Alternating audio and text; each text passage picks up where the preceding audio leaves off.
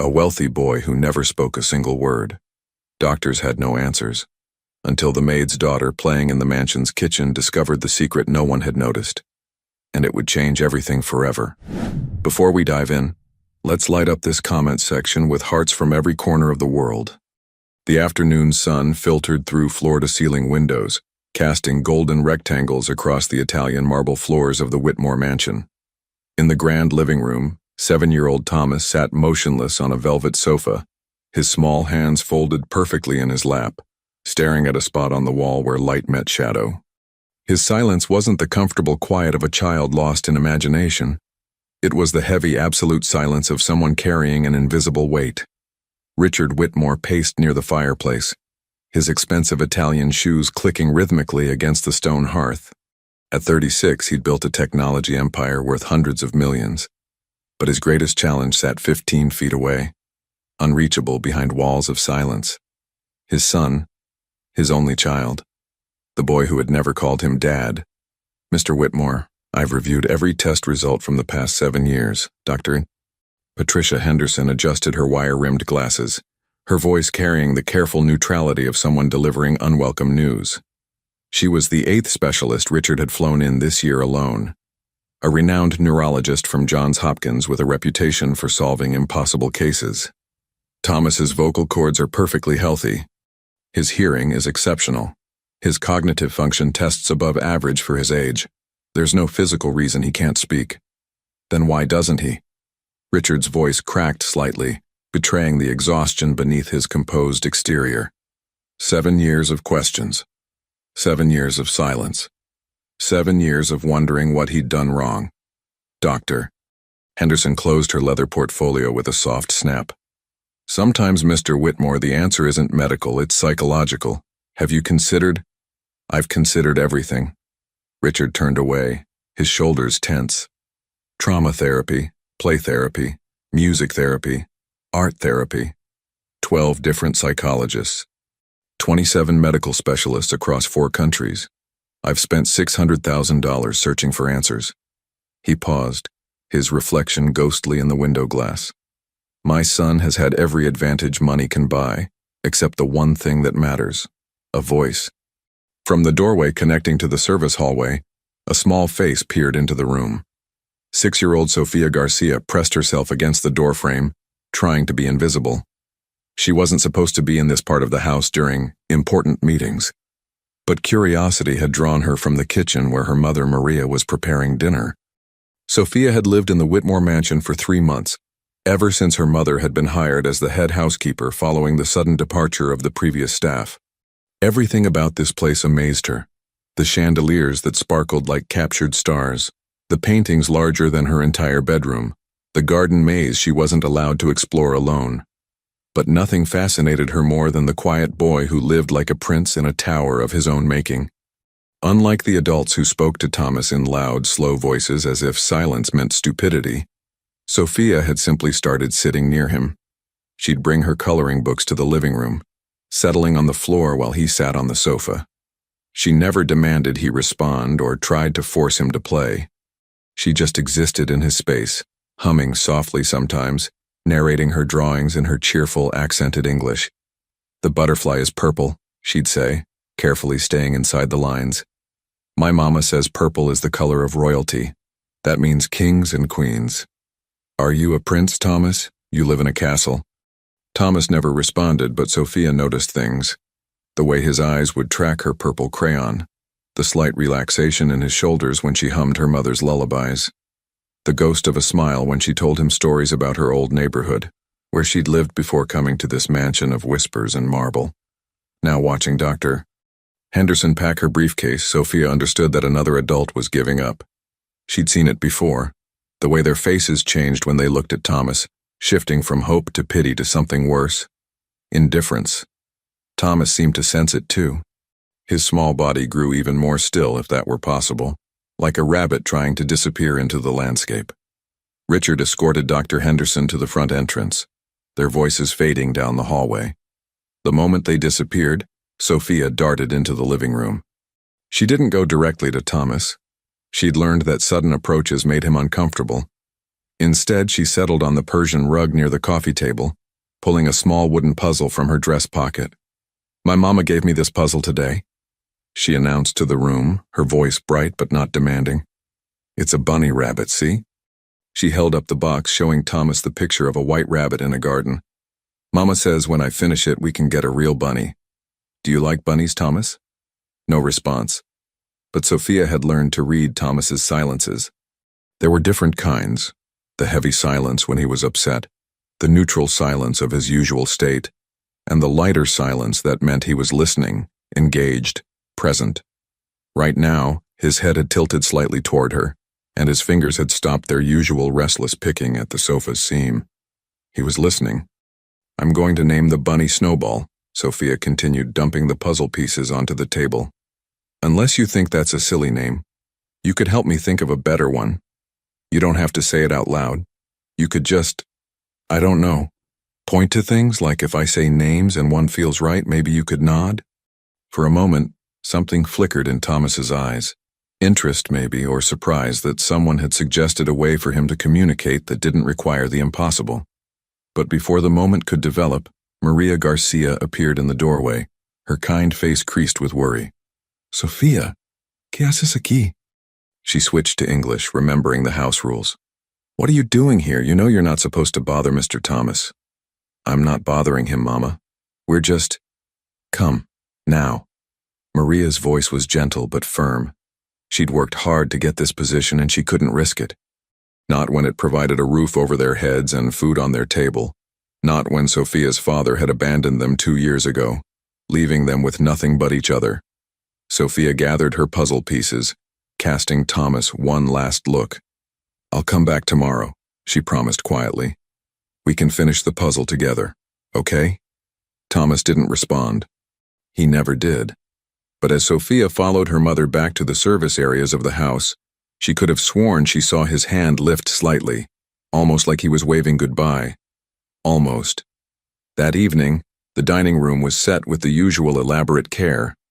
Richard sat at the head of the massive mahogany table, his tablet propped beside his plate, still working through emails. Thomas sat to his right, in a chair that made him look even smaller than his 7 years. The chandelier above cast dramatic shadows, turning the family dinner into something resembling a museum tableau. Beautiful, curated, utterly lifeless. Margaret, the day nurse Richard employed to monitor Thomas during meals, stood near the sideboard. She was a stern woman in her 50s who treated caregiving like a military operation. Efficient, precise, and emotionally distant. Richard had hired her after reading that some selective mute children responded better to structured routine than emotional coddling. "Thomas, posture," Margaret instructed crisply as she placed a plate before him. "Shoulders back." Thomas straightened automatically, a trained response. Sophia, watching from the kitchen doorway where she was helping her mother prepare the dessert course, felt something twist in her chest. Thomas looked like a little soldier, not a little boy. The main course was chicken piccata with roasted vegetables and wild rice. Elegant, nutritious, and completely joyless.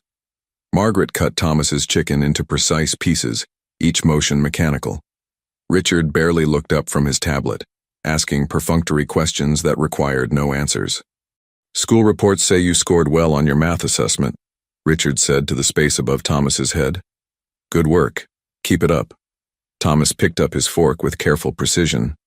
Sophia noticed how he stared at his plate for a long moment before taking his first bite, the way someone might study something they didn't quite trust. He brought a piece of chicken to his mouth, chewed slowly, and then something happened that made Sophia's breath catch. Thomas's hand went to his throat. Not dramatically, just a subtle touch, his small fingers pressing against his neck. His face remained expressionless, but his swallowing looked difficult, strained. He reached for his water glass with hands that trembled almost imperceptibly, taking several quick sips. "Chew more thoroughly," Margaret said without sympathy. "You're eating too fast." But Sophia had watched Thomas eat dozens of times while playing quietly near the dining room. He never ate fast. He ate like everything else he did, carefully, precisely, as if each action required tremendous thought. This was something different. "Sophia, stop staring and bring the dessert plates." Maria's whisper was sharp, worried. Sophia had been caught watching again. She helped her mother arrange the delicate china plates with their gold trim. But her mind was racing. Thomas had touched his throat. He'd struggled to swallow. And there was something else. Something she couldn't quite name. The way his eyes had widened for just a second, a flash of something that looked almost like recognition or maybe fear. When Sophia brought fresh water to the table, refilling Richard's glass as her mother had taught her, she positioned herself where she could see Thomas's plate. The chicken piccata was barely touched. The vegetables were rearranged but not eaten. Only the rice had been consumed, and even that seemed to cause him difficulty. Mr. Thomas hasn't eaten much, Margaret observed with clinical disapproval. We've discussed this, young man. Your father pays for the finest cuisine, and you must maintain proper nutrition. Thomas's hands clenched in his lap, so tightly that his knuckles went white. Sophia wanted to shout that something was wrong, that the adults were missing something important, that Thomas wasn't being difficult. He was struggling. But she was 6 years old, the housekeeper's daughter, and nobody asked children for their opinions in houses like this. That night, after the dishes were washed and the kitchen cleaned, after her mother had tucked her into bed in their small but comfortable room in the staff wing, Sophia lay awake. The mansion settled around her with its nighttime sounds, the hum of expensive air conditioning, the distant chime of the grandfather clock in the front hall, the whisper of wind through manicured gardens. She thought about Thomas, alone in his enormous bedroom on the second floor. Did he lie awake too? Did he wish he could call out for his father? Did the silence feel like a cage or a hiding place? And she thought about dinner, about the way Thomas had touched his throat, the struggle to swallow, the fear in his eyes. Something was wrong in this perfect mansion. Something the doctors couldn't see, the nurses couldn't measure, and Thomas couldn't say. But Sophia had seen it. And even though she was small, even though she was just the housekeeper's daughter, she decided right then in the dark of her little room that she was going to figure out what it was. Because maybe that's what friends do. Even friends who've never heard each other's voices. Even friends separated by marble floors in different worlds. Maybe they pay attention when everyone else looks away. Maybe they see the invisible things. Maybe they care enough to try. Tomorrow, Sophia decided, she would start really watching. Not just Thomas, but everything around him. She would become a detective, like in the stories her father used to read her before he left. She would solve the mystery of the silent boy. Outside her window, the moon cast silver light across the mansion grounds, illuminating everything and revealing nothing. Somewhere in this house of secrets, truth was waiting to be discovered. And Sophia, small but determined, would be the one to find it, too.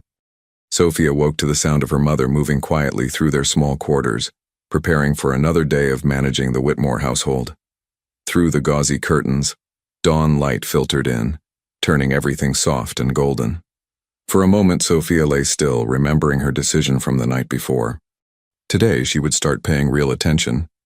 "Buenos dias, mi amor," Maria whispered, brushing hair from Sophia's forehead. "Did you sleep well?" Sophia nodded, sitting up. Her mother looked tired already, though the day had barely begun. The lines around Maria's eyes had deepened in the 3 months since they'd moved to the mansion. Running a house this size, coordinating with the gardening staff, the pool maintenance crew, the rotating security guards, and ensuring that every surface gleamed to Richard Whitmore's exacting standards, was exhausting work. "Mama," Sophia said carefully, "why doesn't Mr. Thomas eat much at dinner?" Maria paused in folding clothes, her hands stilling. "Sophia, we've talked about this. Mr. Thomas's health is not our concern. We're here to do our job, not to—" "I know, but I just noticed." "Sophia." Maria's voice was firmer now, though still gentle. "Rich people have their own problems, and it's not our place to fix them. Mr. Whitmore pays us well. We have a beautiful home here.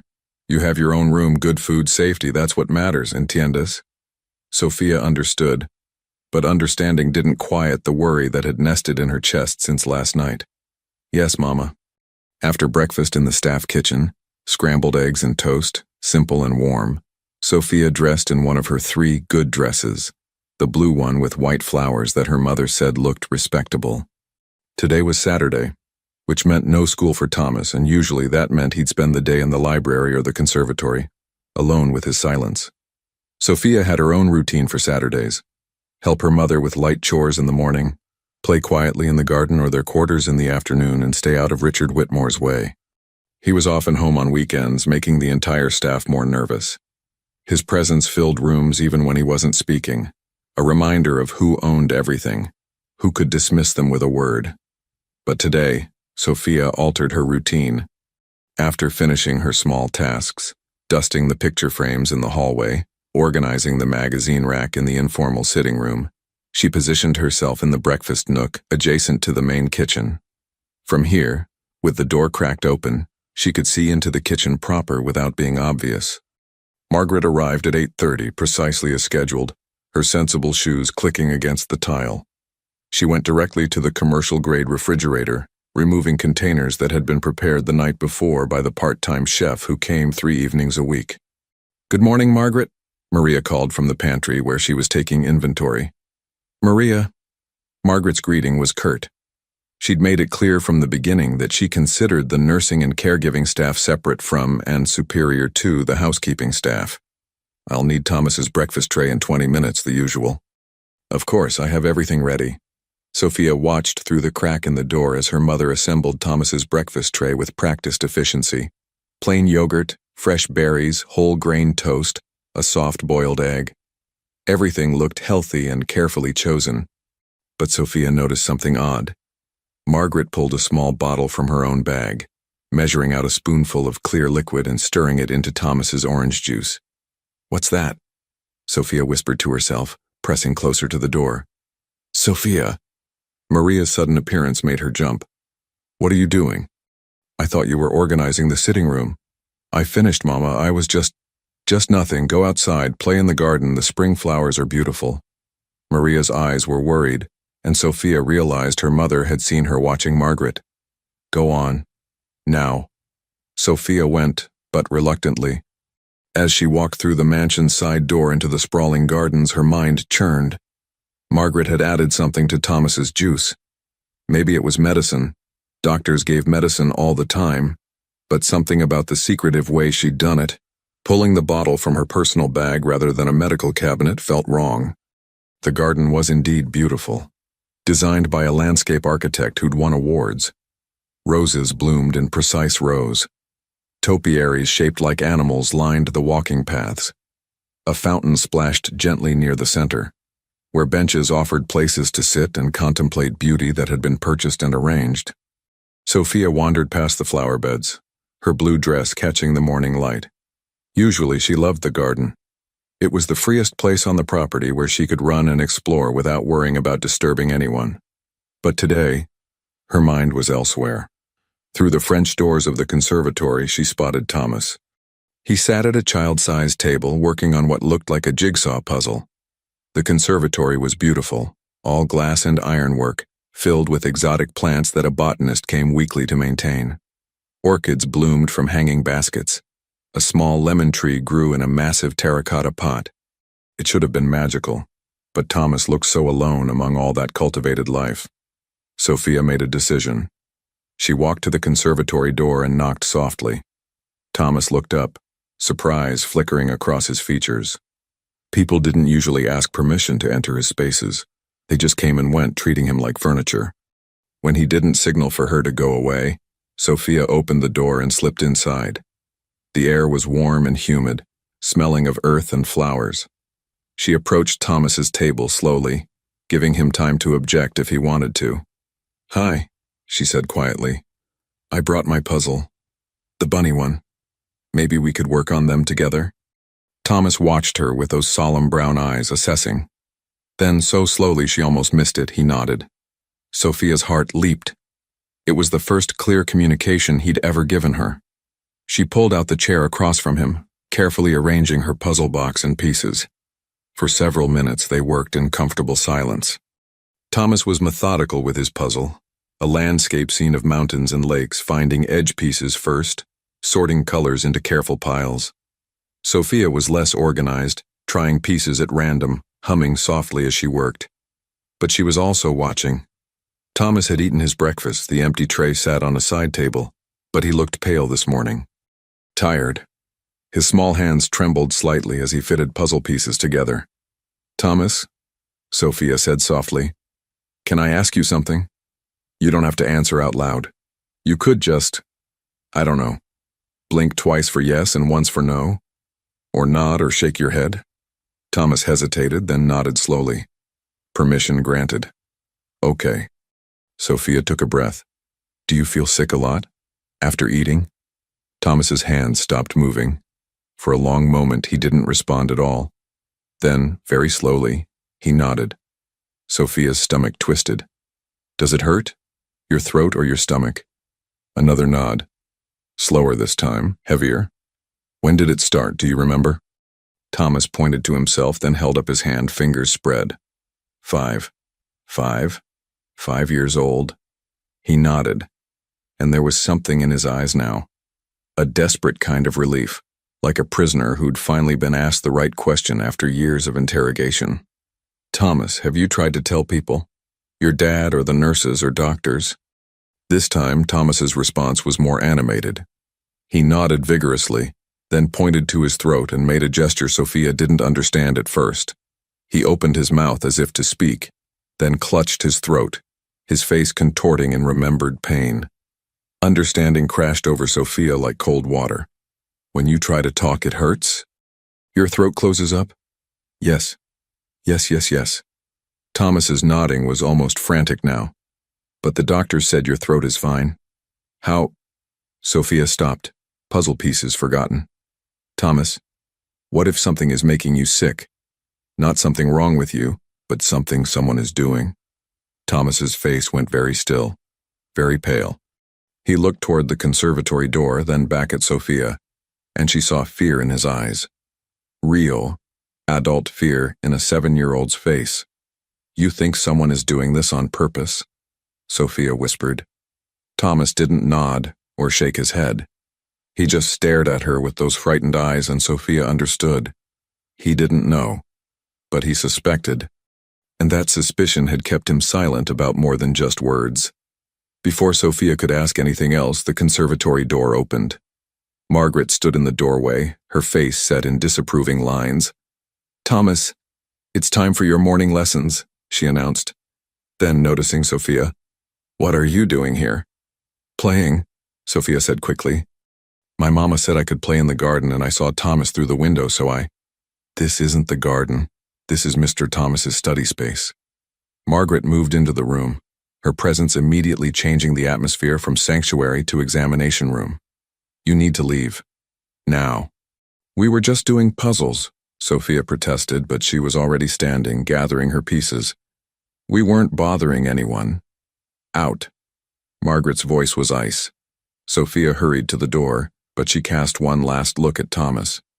He'd gone back to his puzzle, his small shoulders hunched, his face carefully blank again. But his hands were shaking more than before, and as Sophia watched, she saw him press his palm against his stomach. A quick, pained gesture he tried to hide. The puzzle piece clicked into place in Sophia's mind, but it wasn't from the bunny on her box. It was something bigger, darker. Thomas got sick after eating. Margaret added things to his food. Thomas had been unable to speak for 5 years, since he was 5 years old. And no doctor had found anything wrong with him because nothing was wrong with him. Something was being done to him. As Sophia walked back through the garden, her child's mind struggled to comprehend something adults would find monstrous. But children sometimes see truth more clearly than adults because they haven't yet learned that certain kinds of evil are supposed to be impossible. Someone was poisoning Thomas. Not enough to kill him, that would be too obvious. But enough to keep him sick, to keep him silent, to keep him trapped in his own body while adults debated his psychological problems. Sophia needed proof. She needed to understand why. And most importantly, she needed to help Thomas before whoever was doing this decided to finish what they'd started.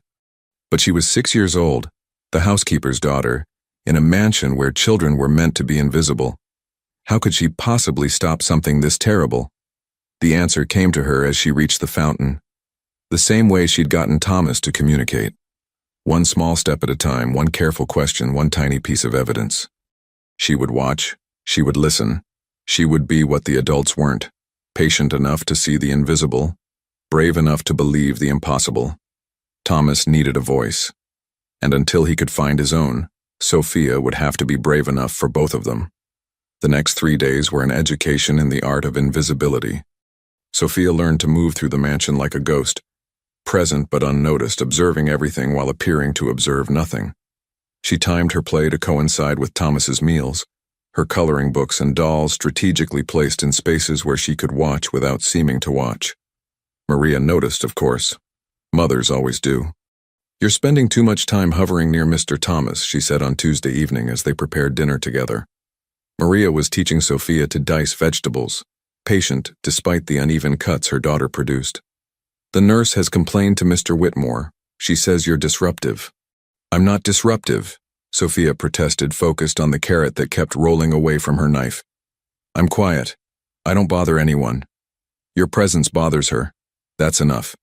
Maria's hands covered Sophia's, guiding the knife in smooth, even strokes. "Sophia, mi corazon, I understand you're curious about the boy, but we can't afford for you to make trouble.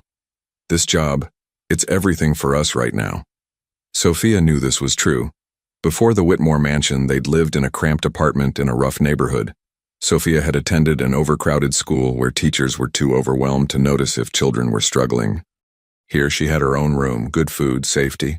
Her mother was even saving money, dreaming of maybe one day buying a small house of their own. "I'm not trying to make trouble, Mama," Sophia said quietly. "I just think Thomas is lonely, and maybe sick, and nobody seems to notice because it's not our place to notice." Maria's voice was sharper than usual, edged with fear Sophia was only beginning to understand. "Sophia, listen to me carefully. Rich people's problems are not our problems. Do you understand? We can't fix them. We can only do our jobs and hope they don't decide we're not worth keeping around."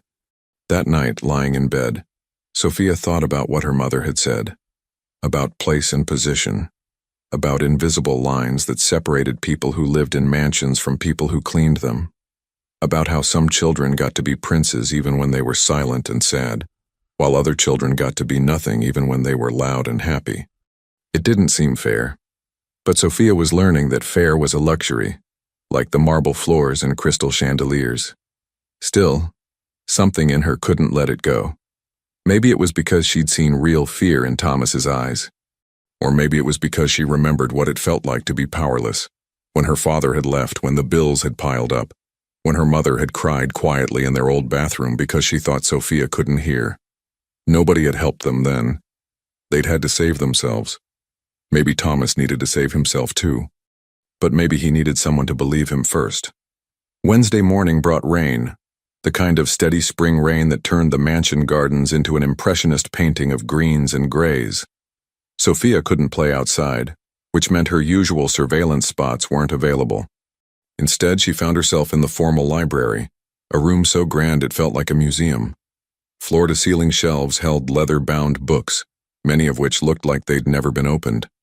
A rolling ladder allowed access to the highest shelves, and Sophia had sometimes imagined climbing it, though she'd never dared. Today, she was curled in a window seat with a picture book, pretending to read while actually watching the dining room across the hall through the library's open door. Thomas was eating lunch, or trying to. Margaret sat nearby, her attention on her own meal, but Sophia noticed how Thomas pushed food around his plate. He ate a few bites of plain pasta, ignored the chicken completely, and drank his water in small, careful sips. Then Sophia saw it happen again. Thomas reached for his throat. That same subtle gesture. His face remained blank, but his other hand gripped the edge of the table, knuckles white. He reached for his napkin, pressing it to his mouth, and Sophia could see his small chest heaving with the effort to control whatever was happening inside him. Margaret glanced up. "Are you feeling ill, Thomas?" He shook his head, too quickly, too forcefully. "No," he was saying. "I'm fine. Nothing's wrong." The automatic response of a child who'd learned that admitting pain led nowhere good. "Finish your vegetables at least," Margaret instructed, returning to her tablet where she was making notes in what Sophia had learned was Thomas's daily care log. Thomas picked up his fork with a hand that trembled. He brought a piece of broccoli to his mouth, chewed, swallowed with visible difficulty. Then he did something that made Sophia's heart race. He pulled his napkin fully into his lap beneath the table's edge and spit the next bite into it. Over the next 10 minutes, he repeated this maneuver 4 times, creating the illusion of eating while actually consuming almost nothing. He wasn't being defiant. He was protecting himself. And he'd gotten so good at the deception that Margaret, sitting 6 feet away, noticed nothing. After lunch, Thomas was scheduled for his afternoon rest period, 2 hours during which he was supposed to stay quietly in his room. But Sophia had learned his patterns. He usually spent this time reading or working on models in his room, and sometimes, when the weather was nice, he'd slip out to the conservatory. Today, with the rain, he'd probably stay upstairs. Sophia waited 15 minutes, then slipped up the servants' stairs, the narrow, plain passageways that staff used to move through the house without being seen by the residents. These stairs ran parallel to the grand main staircase but opened onto the second-floor hallway, through a hidden door disguised as a linen closet. The upstairs hallway was quiet, thickly carpeted. Oil paintings of stern-faced ancestors watched from the walls. Thomas's room was at the far end, and Sophia crept toward it with her heart hammering. If Margaret caught her up here, there would be serious consequences. If her mother found out, there would be disappointment, which was somehow worse. But Sophia had seen Thomas spit his food into a napkin, had seen him press his hand to his throat in pain, had seen the fear in his eyes when she'd asked if someone was making him sick. She had to know more. Thomas's door was slightly ajar. Sophia knocked so softly it was barely audible, then pushed it open a few inches. "Thomas? It's me. Sophia. Can I come in?" For a long moment, nothing. Then Thomas appeared in the gap, surprise and worry competing on his face. He glanced down the hallway, checking for Margaret, then opened the door wider. Permission granted, but hurry. Sophia slipped inside, and Thomas closed the door carefully, quietly. His room was enormous, bigger than the entire apartment Sophia had shared with her mother before coming here. A 4-poster bed dominated one wall. A desk with a computer sat near the window. Shelves held books and educational toys, all perfectly organized. It was a beautiful prison. "I saw you at lunch," Sophia whispered. "You're not really eating, are you? You're pretending." Thomas hesitated, then shook his head slowly. "Not pretending. Protecting. Because it makes you sick? The food." A nod, but there was more. Thomas crossed to his desk and pulled out a drawer. Inside was a collection of items that didn't belong in a 7-year-old's room.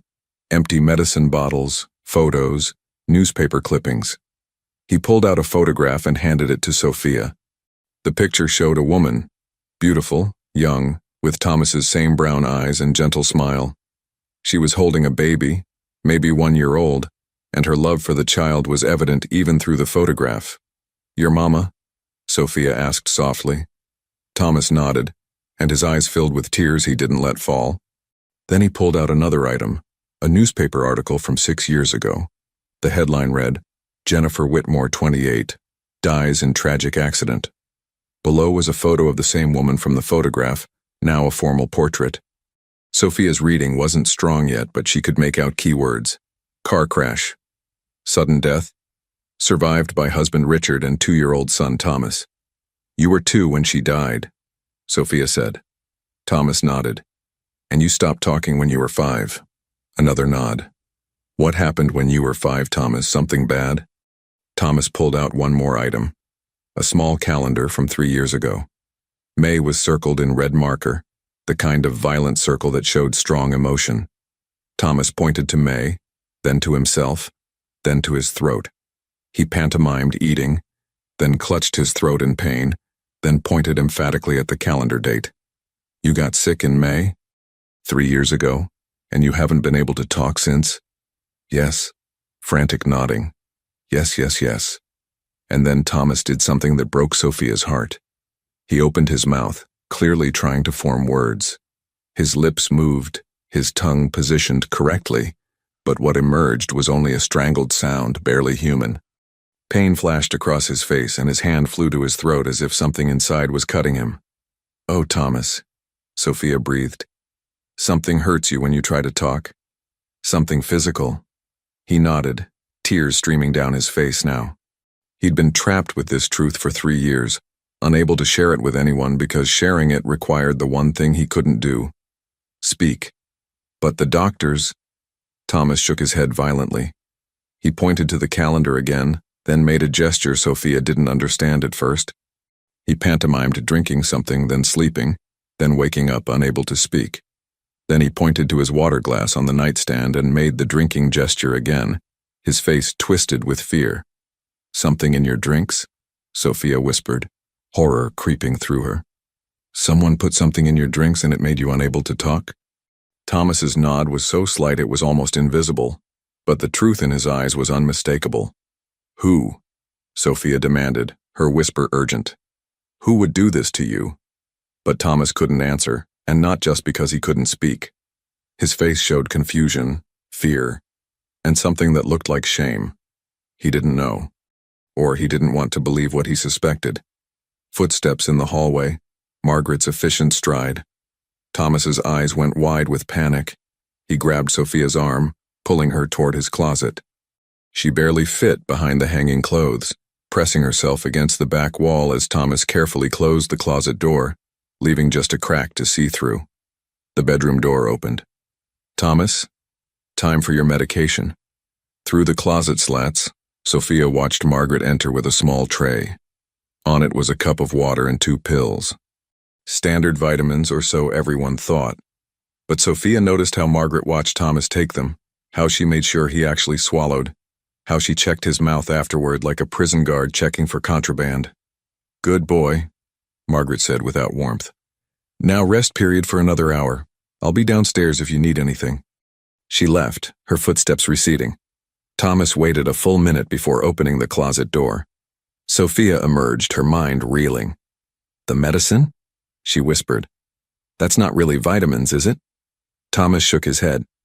Then he did something that shocked Sophia. He opened his mouth and used his finger to pry something from behind his back molars. The pills. He hadn't swallowed them at all. He'd been palming them, checking them for months. He wrapped them in a tissue and handed them to Sophia, then made a pleading gesture. "Help me. Please help me." Sophia looked at the tissue-wrapped pills in her hand, felt their weight, and understood the enormity of what Thomas was asking. These pills were evidence, proof that something terrible was happening in this perfect mansion. But proving it meant risking everything: her mother's job, their home, their security. "I have to go," Sophia whispered. "Margaret will wonder where I am." "But Thomas..." She gripped his hand so small in hers. "I believe you, and I'm going to help you. I promise." Thomas squeezed her hand back, the first physical affection he'd shown anyone in years. And Sophia saw hope flicker in his eyes. Fragile, desperate hope. Sophia slipped out of Thomas's room and down the servants' stairs, her pocket heavy with pills that might be poison. She didn't know what to do with them. She didn't know how to prove what was happening or who was doing it. She didn't know how a 6-year-old housekeeper's daughter could save a 7-year-old millionaire's son from a danger that adults refused to see. But she knew one thing with absolute certainty. She wasn't going to let Thomas suffer alone anymore. Whatever it took, whatever the risk, she would find a way to give him back his voice, even if it meant finding her own first. The pills sat hidden in Sophia's room for 2 days, wrapped in tissue and tucked inside her music box, the one possession from her old life that she treasured above all others. Every time she opened the box to wind the mechanism, letting the tinkling melody of Twinkle, Twinkle, Little Star fill her small room, she saw them. Evidence. Proof. Poison, maybe. But evidence needed someone to show it to. Someone who would believe. Someone who had power to act. Sophia had learned enough about the adult world to know that her word meant nothing. She was 6, the child of hired help, and her accusations against a licensed nurse in a millionaire's household would be dismissed as imagination, or worse, as a calculated attempt to cause trouble. She needed more than pills. She needed understanding. Thursday afternoon found Sophia in the mansion's library again, this time with genuine purpose. She'd asked her mother for help finding books about medicine, claiming a school project on doctors and nurses. Maria, pleased that her daughter was taking education seriously, had shown her the reference section and left her to browse while she supervised the weekly deep cleaning of the formal parlor. Sophia couldn't read most of the big medical books. The words were too complex, meant for adults with years of education. But she could look at pictures. She could sound out simpler words. And she could search for one specific thing, medicine that stopped people from talking. After an hour of frustrating searching, Sophia was ready to give up. Then she found a book on poisons, shelved in the true crime section. The cover showed a dark bottle with a skull, dramatic and frightening. Inside were chapters on different types of poisons throughout history, how they worked, how they were detected. Sophia flipped through pages of dense text until she found a section on toxins affecting speech and swallowing. Her finger traced under the words as she tried to read. Certain plant-based alkaloids can cause temporary or permanent damage to the vocal cords and throat tissues. Small doses administered over time can create progressive inability to speak without detectable structural damage. Historical cases include. The words were hard, but Sophia understood the important part. Poisons that hurt the throat. Poisons that stopped speech. Poisons that doctors might not easily find because they didn't leave obvious damage. She was reading about Thomas's prison, written in medical language from decades or centuries ago. This had happened before, to other people, which meant it could be proven, which meant Thomas wasn't crazy or imagining things. Someone really was doing this to him. Interesting choice of reading material. Sophia jumped, nearly dropping the heavy book. Richard Whitmore stood in the library doorway, his expression unreadable. He was dressed more casually than usual. No suit jacket, his shirt sleeves rolled to his elbows, but his presence still filled the room with authority. "I'm sorry, Mr. Whitmore," Sophia stammered, her accent thickening with nervousness. "My mama said I could use the library for my school project. I can go." "What kind of school project involves poisons?" He moved into the library, his tone more curious than accusatory. Sophia's mind raced. Lying to her mother made her feel guilty. Lying to Thomas's father, when Thomas needed help so desperately, felt impossible. But telling the truth felt even more dangerous. "We're learning about history," she said carefully. "About how people solved mysteries before modern science, like detectives." It wasn't entirely a lie. Sophia was trying to solve a mystery, just not for school. Richard moved closer, glancing at the open book. His expression changed. Something flickered across his face that might have been pain or memory. "You're reading about vocal cord damage," he observed quietly. "Any particular reason?" Sophia's heart hammered. This was it. The moment that could change everything. She could lie, close the book, and scurry away to safety. Or she could take the terrifying leap of trusting an adult, of trusting Thomas's father. "Mr. Whitmore," she said, her voice barely above a whisper. "Can I ask you something?" "About Mr. Thomas?" Richard's body went very still. "What about my son? Do you really think there's nothing wrong with him, that he just chooses not to talk? Every specialist we've consulted says he's physically capable of speech." Richard's voice was controlled, but Sophia heard the exhaustion underneath. "The consensus is selective mutism, a psychological condition where—" "But what if they're wrong?" Sophia interrupted, forgetting to be careful. "What if something is making him unable to talk? Something that happens to him here in this house?" Richard's expression hardened. "That's a serious accusation, Sophia. Are you suggesting someone in my household is harming my son?" "I'm not suggesting anything," Sophia said quickly, fear making her bold. "I'm telling you what I see. Mr. Thomas gets sick after he eats. He touches his throat like it hurts. He tries to talk and can't, not because he won't, but because something physical stops him, and nobody notices because everyone thinks they already know what's wrong with him." "You're 6 years old," Richard said, but his voice had lost some of its edge. "You're observant, I'll grant you that. But medical professionals have examined Thomas extensively. They've found nothing." "Maybe they weren't looking for the right thing," Sophia persisted. "Maybe they weren't looking for someone doing something bad on purpose." Richard's face went pale. "Poison? You're talking about poison?" Sophia nodded, then made a decision that couldn't be unmade. She reached into her dress pocket and pulled out the tissue-wrapped pills. "These are from yesterday. Margaret gave them to Mr. Thomas, but he didn't swallow them. He's been hiding them because they make him feel bad. Maybe someone could test them to see what they really are. Richard took the tissue with hands that trembled slightly. He unwrapped it, staring at the 2 white pills that looked innocent enough. Standard tablets, the kind that could be anything from vitamins to medication to poison. "Where did you get these?" His voice was dangerous now, but Sophia sensed the danger wasn't aimed at her. "Mr. Thomas gave them to me," Sophia admitted. "He can't tell anyone what's happening because he can't talk, but he can show me things, and I can see things. And I'm telling you, Mr. Whitmore, something very bad is happening to your son." Richard was quiet for a long moment, staring at the pills in his palm. When he finally spoke, his voice was thick with emotion. "My wife, Thomas's mother, died 6 years ago. Car accident. But before she died, she told me she thought something was wrong in our house. She was starting to investigate, asking questions about our staff, about who had access to what. 2 days later, she crashed her car on a straight road in perfect weather. The investigation ruled it an accident, but Jennifer was the most careful driver I knew." Sophia's breath caught. "You think someone killed her?" "I thought I was paranoid, grief-mad. The police found nothing suspicious. I had no proof, just a terrible feeling." Richard's hand closed around the pills. Then Thomas stopped talking, and I told myself it was trauma from losing his mother. All the doctors agreed.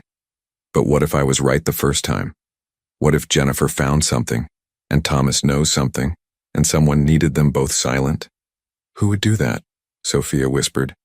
"Who would want to hurt Mr. Thomas and his mama?" Richard's expression turned cold, calculating. "Someone who stands to gain from Thomas's incapacity. Someone who's been in this house long enough to have access, opportunity, and motive. Someone who—" He stopped abruptly, as if realizing he was sharing too much with a child. "Sophia, I need you to be very careful. If you're right, if someone is deliberately harming Thomas, then they're dangerous. They've already gotten away with it for years. But you'll help him now? You'll test the pills and find out what's really happening?" "Yes," Richard said firmly. "I'll send these to a private lab tonight, discreetly, without anyone in this household knowing, and Sophia—" He knelt down to her level, his eyes intense. "You've been braver than most adults would be. You saw what others missed because you looked at my son as a person, not a problem. Thank you." Sophia felt tears prick her eyes. "I just want Mr. Thomas to be okay. He's good and kind, and he shouldn't have to be silent and scared." "No, he shouldn't." Richard stood, pocketing the pills carefully. "Go back to your mother now. Act normal. Don't let anyone know you've spoken to me about this. Can you do that?" Sophia nodded, though normal felt like an impossible ask. How could she act normal when everything was about to change? As she left the library, Sophia cast one glance back. Richard Whitmore stood at the window, staring out at the manicured grounds of his estate, his shoulders tense with the weight of revelations. He looked like a man waking up from a nightmare only to find the monsters were real. That evening, dinner was particularly tense. Richard ate in his study, claiming work deadlines. Thomas picked at his food under Margaret's watchful eye, going through his now familiar routine of pretending to eat while actually consuming as little as possible. Sophia helped her mother serve and clear, hyper-aware of every movement, every glance, every word. Margaret seemed the same as always, efficient, cold, professional. But Sophia noticed things she'd missed before. The way Margaret's hand would rest on Thomas's shoulder just a moment too long, fingers pressing slightly too hard. The way her eyes tracked Thomas's every movement, cataloging, assessing. The way she controlled every aspect of his routine, from food to medication to schedule. And Sophia noticed something else. Margaret wore a locket, old-fashioned gold, worn smooth with age. Sophia had seen it before but never paid attention. Now she wondered what was inside. A photo? A memory? A reminder of something that drove a woman to poison a child? After dinner, Sophia helped her mother with the dishes, scrubbing plates and loading the industrial dishwasher. The kitchen was warm and steamy, filled with the comfortable sounds of cleanup. Maria hummed softly, a song from her childhood in Mexico, and Sophia tried to match her mother's calm.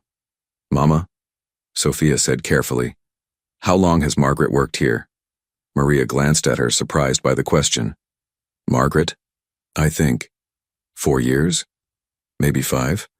She was hired after the previous nurse left. Why do you ask? 5 years. Thomas had stopped talking 3 years ago when he was 5, which meant Margaret had been here for 2 years before that happened. 2 years to plan, 2 years to watch and wait and find her opportunity. Just curious, Sophia said, but her mind was spinning. Did you know Mr. Thomas's mama, Mrs. Whitmore? Maria's expression softened, became sad. I never met her. She died before I came to work here. But the gardener, Luis, he was here then.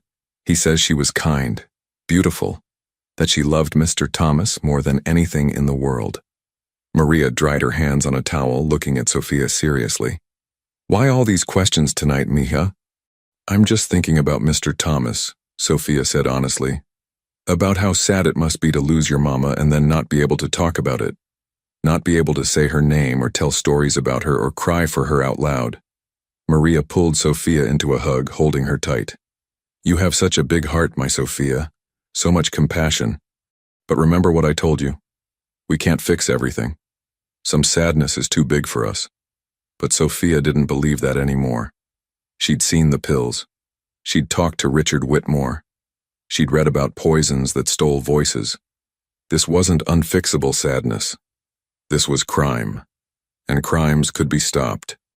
That night, Sophia lay in bed listening to the mansion settle into sleep. At midnight, she heard Richard's car start in the garage, driving to the city probably to deliver the pills to his private lab, getting answers. At 1 a.m, she heard footsteps in the hallway above, Margaret making rounds, checking on Thomas, making sure he was sleeping, making sure he was still trapped and silent.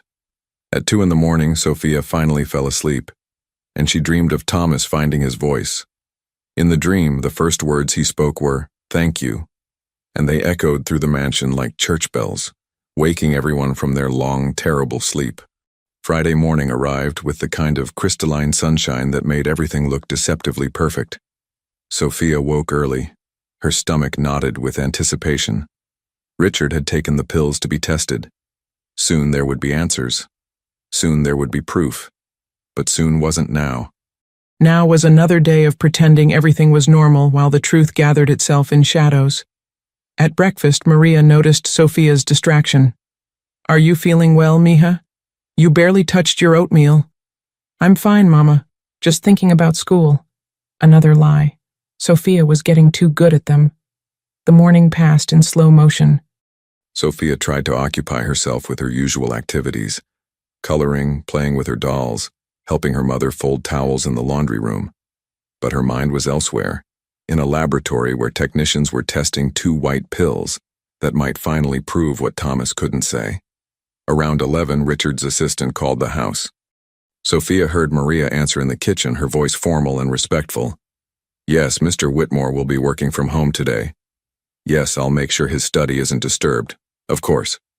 Richard was home, waiting for results probably. Sophia wondered if he'd slept at all, or if he'd spent the night like she had, churning with possibilities, running through scenarios, preparing for the moment when speculation became certainty. At noon, Thomas had his lunch.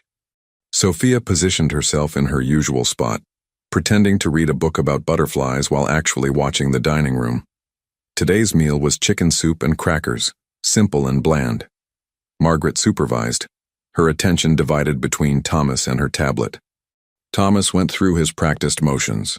A spoonful of broth, a careful sip of water, a cracker nibbled at the edges. But Sophia noticed something different today.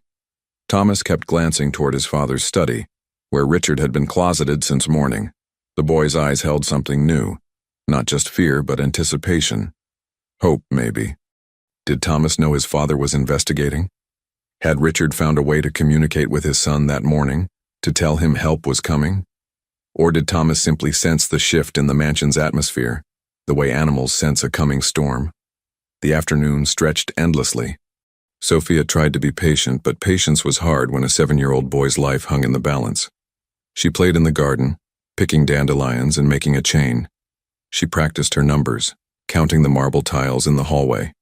She helped her mother inventory the linen closet. counting pillowcases and bath towels until the numbers blurred together. At 3:30, Richard's study door opened.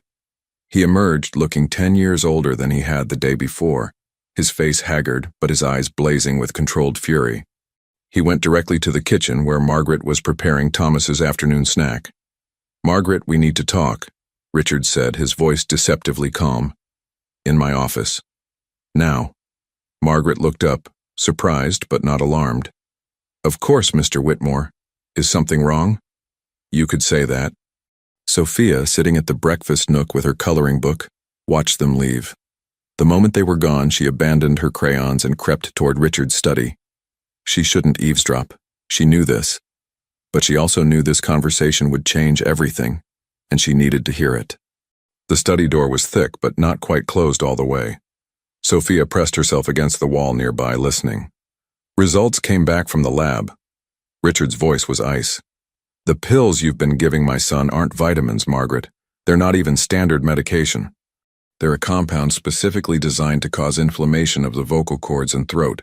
Small doses, administered daily, would create progressive difficulty speaking without causing detectable structural damage." Silence. Then Margaret's voice, still controlled. "I don't know what you're talking about. Those pills were prescribed by Dr. Chen for Thomas's general health. I called Dr. Chen this morning. She never prescribed any pills. In fact, she specifically noted in Thomas's file that he should not be on any medication other than seasonal allergy relief. Then there's been some mistake. An error at the pharmacy, perhaps. Don't." Richard's voice cracked like a whip. "Don't insult my intelligence. I had the lab run every test possible. These pills are custom-made, probably by someone with pharmaceutical knowledge. They're not available commercially. Someone had them specially created. Someone who wanted my son unable to speak." Another pause. Sophia held her breath, pressing closer. "Why?" Richard's voice broke slightly. "Why would you do this to him? He's a child. He's 7 years old. What could he possibly have done to deserve this?" When Margaret spoke again, her voice had changed. The professional veneer was gone, replaced by something cold and bitter. "He didn't do anything. He's just in the way." "In the way of what?" "Of what should be mine." Margaret's words came faster now, years of resentment spilling out. "Do you know how long I worked for this family, Richard? How long I cared for your mother when she was dying of cancer? 23 years I gave to the Whitmores, 23 years of loyalty and service, and what did I get? A pension and a thank you card. My mother provided generously for all her staff in her will. Generously." Margaret laughed, harsh and bitter. $10,000 for 23 years, while your mother left everything else to you, and you built your empire, and your wife drove cars that cost more than my salary. Do you know what it's like, Richard, to watch people who have everything complain about having to choose between one luxury and another, while you count pennies to afford medicine? So this is about money? You've been torturing my son because you felt undercompensated? I've been securing my future, Margaret corrected. Your mother's will included a provision that you never changed. If something happens to Thomas before he reaches 18, if he's deemed incapable of managing his inheritance, the estate goes to the closest living relative. That's your cousin Patricia, who has no interest in the family business. She's already agreed to sell me the pharmaceutical division when she inherits, for a fair price, of course. One that will set me up comfortably for life. Sophia's hands flew to her mouth, stifling a gasp. Margaret was planning for Thomas to die, or to be declared incompetent. She'd been slowly poisoning him for years, keeping him silent, making him appear broken, all so she could eventually profit from his suffering. You're insane, Richard breathed. You've been poisoning my son for 3 years because of a business arrangement with my cousin? Not just the poisoning, Margaret said, and now her voice held pride, as if she was finally getting to brag about her clever plan. I've been documenting everything, every behavioral issue, every refusal to communicate, every sign of developmental delay, building a case that Thomas is profoundly disabled, unable to function independently. When the time comes to have him declared incompetent, I'll have years of evidence. You're going to prison, Richard said flatly. I'm calling the police right now. And tell them what? That you have pills you claim I gave your son? I'll say I've never seen them before. That someone is framing me. That your grief over your son's condition has made you paranoid. Margaret's confidence was terrifying. You have no proof, Richard. None that will hold up in court. I have the lab results, which prove the pills are dangerous, not that I gave them to Thomas. I've been careful. So very careful. I never signed for them. Never left paper trails. The pills come in unmarked bottles that I could claim I found and thought were vitamins. Your word against mine, Richard. And my documentation of Thomas's condition spans years. Sophia heard movement. Richard standing probably, rage overcoming control. Get out. Get out of my house now, or I swear. Or you'll what? Hit me? Threaten me? Go ahead. That will look wonderful when this goes to court. Wealthy man assaults nurse who's been trying to care for his troubled son. Margaret's voice was smooth now, triumphant. I'll leave today, of course. You've made it clear my services are no longer wanted. But I'll be back, Richard. When Thomas's condition continues to deteriorate even without me here. When you realize the damage is already done. When the courts start asking questions about his competency. I'll be back, and there's nothing you can do to stop me. Footsteps approached the door. Sophia barely had time to duck into the powder room across the hall before Margaret emerged from the study. The woman's face was flushed, her eyes bright with malice and victory. She walked toward the main staircase, presumably to pack her belongings. Sophia waited until Margaret was out of sight, then slipped into the study. Richard sat at his desk, his head in his hands, the picture of defeat. Mr. Whitmore? Sophia ventured quietly. He looked up, and Sophia saw tears on his face. She's going to get away with it, he said hoarsely. She's right. I can't prove she gave him the pills. Any lawyer will tear apart my case. And even if I could prove it, the damage is done. Thomas still can't speak. But now he doesn't have to take the pills anymore, Sophia said. Won't he get better? The lab said. Richard's voice broke. The compound causes progressive damage. They can't say if it's reversible. Thomas might never speak again, even if we stop the poisoning. And Margaret knows that. She's built her case over years. Even if she's gone, the documentation exists. She can still use it to have Thomas declared incompetent. Sophia felt cold spread through her body. This couldn't be how it ended. Not after everything. Not after Thomas had been brave enough to save the pills, brave enough to show her the truth, brave enough to hope. There has to be something we can do, Sophia insisted. Evidence we can find, something that proves she did this. What evidence? She's been too careful. Richard looked defeated, broken. I've failed my son. Again. Just like I failed to protect Jennifer. An idea sparked in Sophia's mind. Dangerous, possibly foolish, but the only chance she could see.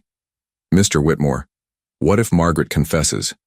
What if we could get her to admit what she did in a way you could record? Richard looked up, hope and doubt warring on his face. She'd never do that, she's too smart. Maybe, Sophia said slowly, an idea forming. But she's also proud. You heard her in there. She wanted to brag about how clever she's been, and she thinks she's already won. What if? What if there was someone she'd want to gloat to? Someone she'd want to hurt by telling them the truth? Who? Sophia took a deep breath. Mr. Thomas. What if she thought she could say goodbye to him one last time? Tell him everything she's done, knowing he can't tell anyone? Knowing it will hurt him to understand how long he's been poisoned, how much he's lost? Richard stared at her. You want to use my son as bait? I want to give Mr. Thomas a chance to fight back, Sophia corrected. He's been silent and helpless for 3 years. But he's smart, Mr. Whitmore, really smart. If we tell him the plan, if we let him help catch her, maybe he gets to be part of saving himself. It was a terrible plan. It put Thomas at risk of more emotional trauma. It relied on Margaret's arrogance overcoming her caution. It could fail in a dozen different ways. But Richard looked at Sophia, really looked at her, seeing not just the housekeeper's daughter but a small person with courage and conviction, and slowly nodded. Let's go talk to my son, he said. Together. Thomas's room was bathed in afternoon light, dust motes dancing in the golden beams. The boy sat at his desk, working on a model airplane with steady, careful hands. When his father and Sophia entered together, his eyes widened with surprise, and something that might have been hope. Richard knelt beside his son's chair, putting himself at Thomas's eye level. For a moment he couldn't speak, emotion choking him. Then, "Thomas, I'm so sorry. I should have believed you. I should have seen what Sophia saw. I should have protected you." Thomas's lower lip trembled, but he didn't cry. He was too used to holding everything inside. "The pills Margaret has been giving you are poison," Richard continued, his voice steady now. "They've been damaging your throat, making it impossible for you to speak. We have proof. We know what she's been doing. But we need more than proof of what's in the pills. We need proof that she gave them to you on purpose. Do you understand?" Thomas nodded slowly, his young face suddenly ancient with understanding. Sophia moved forward. "Thomas, I have an idea. It's scary and you don't have to do it if you don't want to. But I think you could help trap Margaret. Help make sure she can't hurt anyone else ever again." She explained the plan. Thomas would ask to see Margaret before she left, using the tablet his father gave him for schoolwork to type a message. Margaret, confident in her victory and eager to gloat, would likely agree to a private goodbye. Richard would hide a camera in Thomas's room, perfectly legal in his own house, his lawyer had confirmed, and Thomas would give Margaret one last chance to brag about her cruelty, all while being recorded. "If she confesses to you," Sophia finished, "tells you what she did and why, then your papa will have proof. Real proof that could send her to prison." Thomas sat very still, processing. Then he reached for his tablet and typed, "Will it help other kids? Make sure she can't hurt them?" Richard read the message and felt something break and rebuild in his chest. His 7-year-old son, who'd been tortured for years, was thinking about protecting others. "Yes," he said firmly. "If we can prove what she's done, she'll never work with children again. She'll never have the chance to hurt anyone else." Thomas typed again, "Then I'll do it." The next hour was a flurry of preparation. Richard called his head of security, explaining that he needed surveillance equipment installed immediately, cameras with audio, hidden but high quality. The security chief, a former police detective named Harris, asked few questions and worked quickly. Meanwhile, Sophia sat with Thomas, holding his hand while his father made arrangements. "You're very brave," she told him. "The bravest person I know." Thomas typed on his tablet, "I'm scared." "Being brave doesn't mean not being scared," Sophia said, wisdom beyond her 6 years. "It means being scared and doing the right thing anyway. My mama told me that." Thomas managed a small smile, then typed, "Thank you for seeing me, for noticing." Sophia squeezed his hand. "You're my friend. Friends notice." At 4:30, everything was ready. The cameras were hidden in Thomas's bookshelf, his desk lamp, even a stuffed animal on his dresser. Multiple angles, multiple backups, all recording to secure cloud storage that Margaret couldn't access or delete. Richard tested the system twice, making sure nothing would fail at the critical moment. Then came the hardest part, asking Margaret to come to Thomas's room. Richard found her in the guest room she'd been using, packing her belongings with methodical precision. "Margaret, Thomas would like to say goodbye. He's typed a message on his tablet asking to see you." Margaret looked up, surprise flickering across her face. "Really? How unusual. Thomas typically avoids goodbyes." "Perhaps he senses this is different," Richard said, keeping his voice neutral. "Would you be willing? It would only take a moment." Margaret considered, calculation clear in her eyes. She was wondering if this was a trap, weighing risks and rewards, but ultimately her arrogance won. "Of course," she said smoothly. "I've cared for Thomas for years. It's only appropriate that we have a proper farewell." She followed Richard to Thomas's room, where the boy sat at his desk, the tablet in his lap. Sophia had been instructed to stay hidden in the bathroom adjoining Thomas's room. The door cracked open just enough to hear but not be seen. Her heart pounded so hard she was sure everyone could hear it. "Hello, Thomas," Margaret said, her voice saccharine sweet. "Your father says you wanted to see me?" Thomas nodded and held up his tablet. On it, he'd typed, "Why did you hurt me?" Margaret's smile didn't waver, but her eyes went cold. She glanced at Richard, who stood in the doorway. "Could we have a moment alone?" I think Thomas would be more comfortable speaking, or rather typing, freely, without an audience. It was the moment Richard had hoped for and dreaded. Leaving his son alone with the woman who'd tortured him felt like betrayal. But it was also the only way to get Margaret to confess. "I'll be right outside," Richard said, looking at Thomas. "Call if you need me."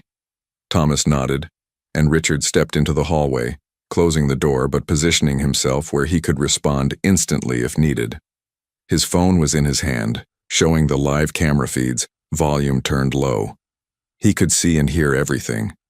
Inside the room, Margaret's demeanor changed instantly. The professional facade dropped, replaced by cold satisfaction. "Why did I hurt you?" she repeated, reading the tablet again. "Oh, Thomas, is that really what you want to know? Or do you want to know if I enjoyed it?" Thomas typed, "Did you? Immensely," Margaret said, settling into the chair across from him. "Do you know how boring it is caring for children? Especially rich children who have everything handed to them? But poisoning you, slowly, carefully watching you struggle. That was interesting. That was a challenge." Thomas typed with trembling fingers. "My mama. Did you hurt her too?" Margaret's eyes gleamed. "Your mother was getting too curious. She'd found some of my pharmaceutical journals, started asking questions about compound medications. She was smart, Jennifer. Too smart. The car accident was unfortunate but necessary." Thomas's face went white, but he kept typing. "You killed her." "I made her brake line fail," Margaret corrected, as if this were an important distinction. "Technically, the crash killed her. I just created the opportunity." She leaned forward, her voice dropping to a conspiratorial whisper. "And the best part, Thomas? Nobody suspected a thing. Tragic accident. Young mother. Such a loss. Everyone felt so sorry for you and your poor father." "Why tell me now?" Thomas typed. "Because you can't do anything about it," Margaret said simply. "You can't talk. You can't tell anyone. And even if you could type out everything I've said, who would believe you? A traumatized child making accusations against his former nurse? Please. I've documented years of your behavioral issues and psychological problems. Any court would dismiss your testimony as fantasy." Thomas typed one more message, his hands shaking. "You won't get away with this." Margaret laughed. Actually laughed. "I already have. I'll be out of this house within the hour, and there's nothing your father can do to stop me. In a few years, when you turn 18 and are declared incompetent to manage your inheritance, I'll be there to collect my reward. Your suffering will make me rich, Thomas. How does that feel?" Thomas didn't type anything else. He just stared at Margaret with tears streaming down his face. And Sophia, watching from her hiding place, felt rage burn through her fear. Margaret stood, preparing to leave. "Goodbye, Thomas.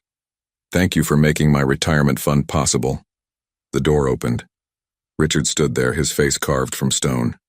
Behind him were Harris and another security officer, along with 2 uniformed police officers that Harris had quietly called during the setup. "Margaret Foster," one of the officers said, stepping forward. "You're under arrest for the murder of Jennifer Whitmore and the attempted murder of Thomas Whitmore." Margaret's face went through rapid changes: shock, understanding, rage, and finally calculation. "You can't prove any of this. It's my word against a mute child's tablet." "Actually," Richard said, his voice deadly calm, "we have your full confession.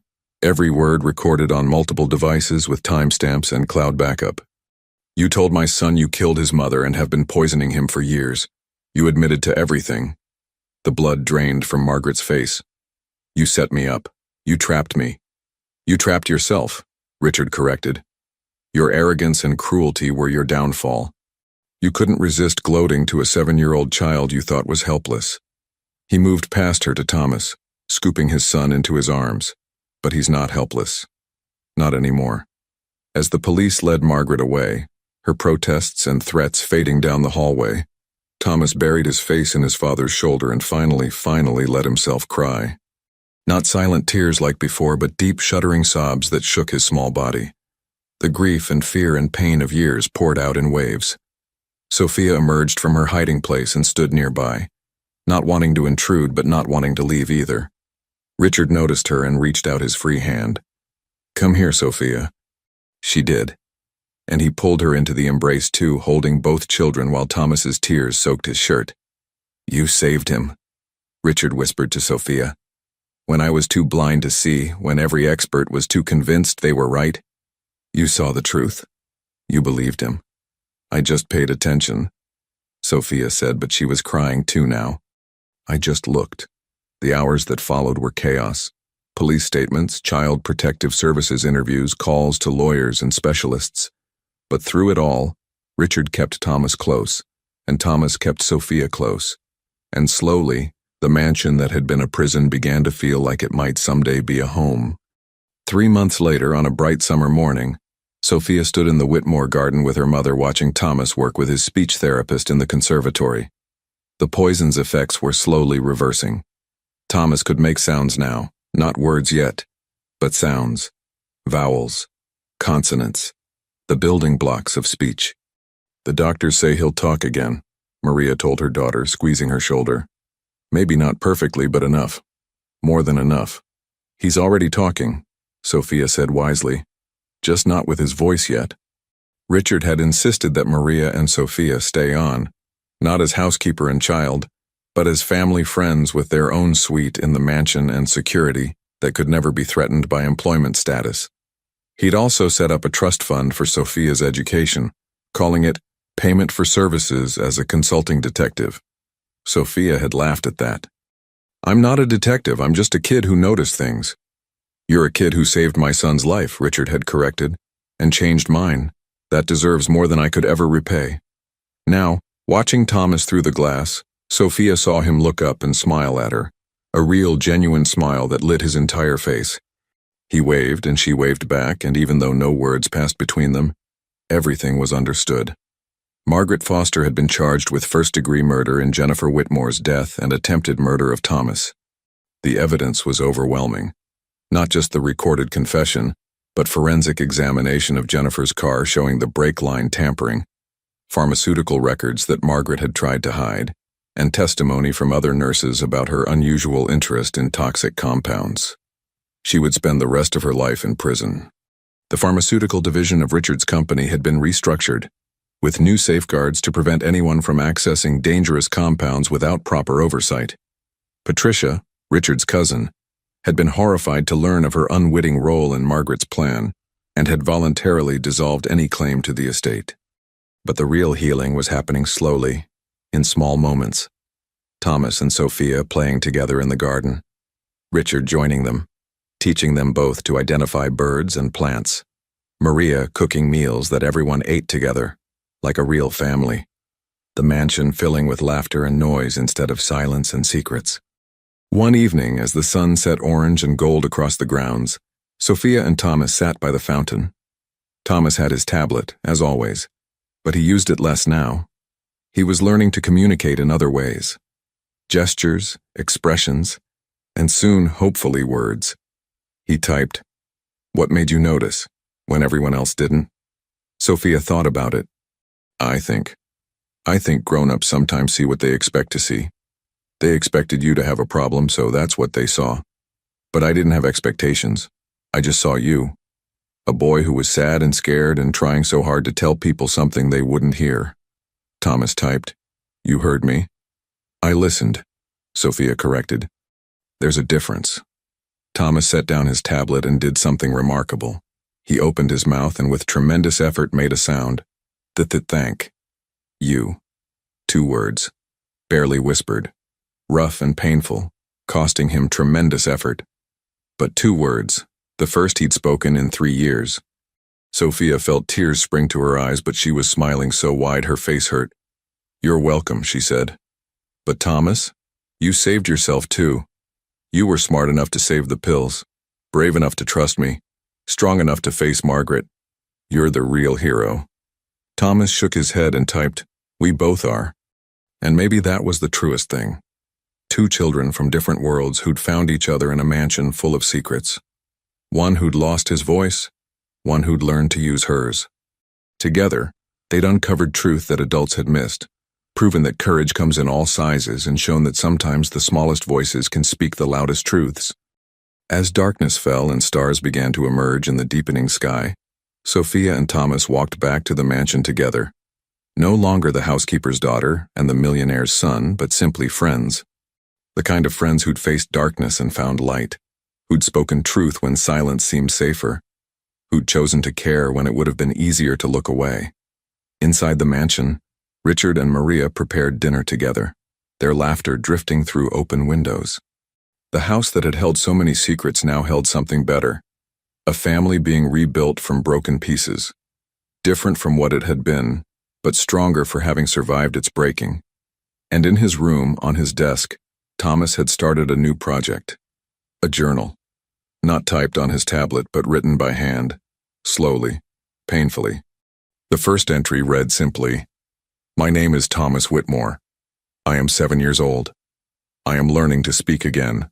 This is my story." Below that, in careful letters, "And this is Sophia's story too. Because she saved me. Because she saw me. Because she proved that sometimes the smallest person in the room is the one who changes everything." The mansion stood proud in the moonlight, its secrets finally told, its darkness finally exposed. And inside its walls, 2 children slept peacefully, knowing that tomorrow would bring new challenges, new words, new chances to speak and be heard. The silence had been broken. The truth had been spoken. And though the journey to full healing would be long, it had begun. Not with expensive doctors or fancy specialists, but with a 6-year-old girl who'd chosen to pay attention, and a 7-year-old boy who'd refused to stop fighting even when he couldn't scream. Their story would be remembered not as a tragedy, but as a triumph. Proof that injustice can be confronted, that silence can be broken, that even in the darkest mansions, truth will find a way to emerge into light. And it all began with a simple act. One child seeing another, not as a problem or a puzzle, but as a person worthy of being heard.